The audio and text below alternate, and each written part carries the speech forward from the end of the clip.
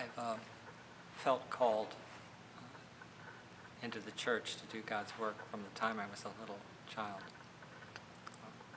long before I ever really began to come to grips with issues of sexuality or sexual orientation.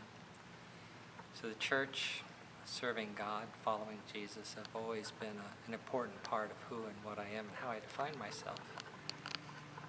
I went to seminary, and it was during my years at seminary that I really began to come out of the closet to myself. I'm not talking about coming out of the closet to anyone else at that particular point in time, and it was a scary thing. I didn't find a way, in my own way of thinking, to be able to reconcile the idea of being a gay person and being a minister of the Church of Jesus Christ. So it was difficult, and I kept it very, very hidden, very secret. I went through ex-gay reparative therapy and trying anything I could to help myself deal with this particular aspect of my life, these two apparently contradictory aspects of my life.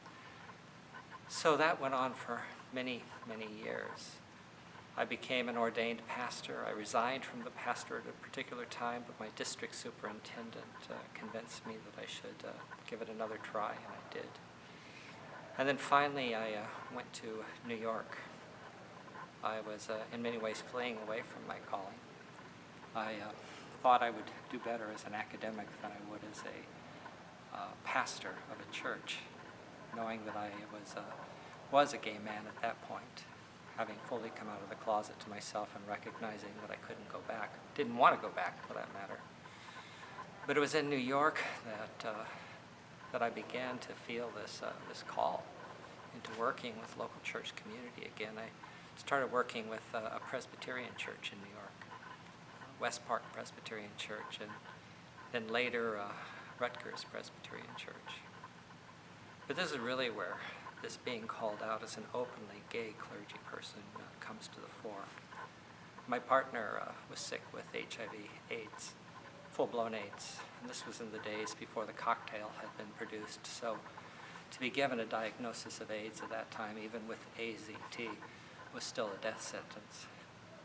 So I was with Tom during the worst parts of his illness, and the love that we experienced during that time was different than it had been when it was filled with passion. It became filled with a different kind of love.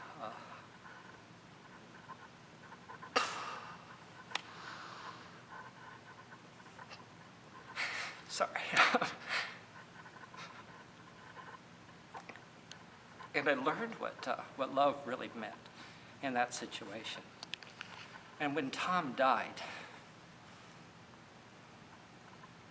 it was one of the hardest moments in my life. I had to preach at a church in California. We'd come back to California to be close to his family. So I went back in the closet in order to be able to support us. And I preached on Sunday. He died on Friday, and had to pretend that nothing was wrong. Of course, everything was wrong.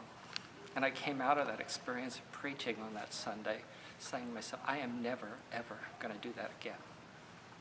And so the following week, I wrote a letter to my bishop and district superintendent and to my church.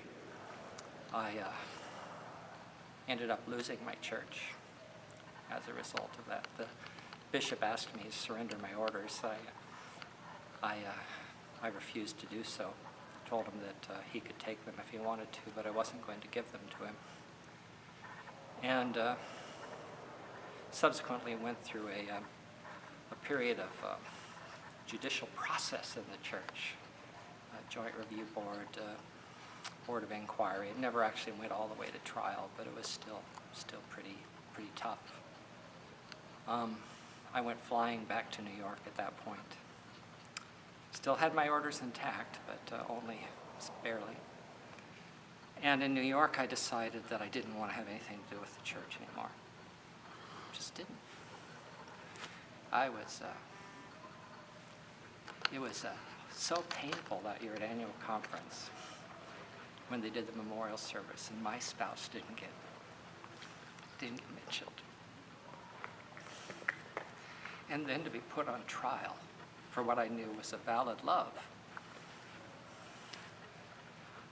And I was in New York for a while, and I received a phone call from a friend of mine named Carl, who was a member of the Rutgers Presbyterian Church. He said, "Frank, we need a pastor." And I said, "Carl, I don't even believe in God anymore." And Carl said to me, "That's okay. We'd like you to be our pastor anyway."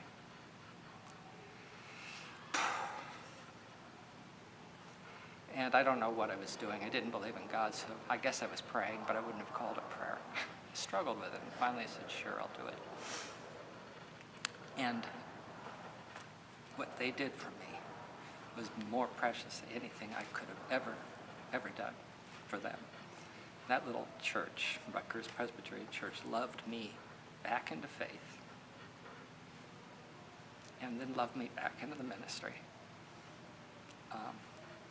And I realized that my calling has nothing to do with what the United Methodist Church decides about what is or is not acceptable. My calling is something that I've experienced in my own life, and I've experienced it through the people with whom I've been in ministry. And it's in that loving back and forth that our calling is really expressed. And that's where we're really ordained, not when the bishop lays hands on our heads, but we're ordained in the day-to-day struggles, the loving, the caring, the working together, the fighting together.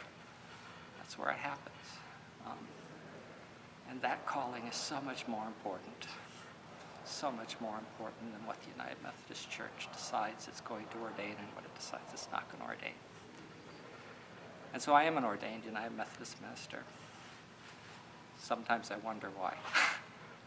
But I have no doubts that I'm called to be a minister of the Church of Jesus Christ. It's the United Methodist part that's up for grabs.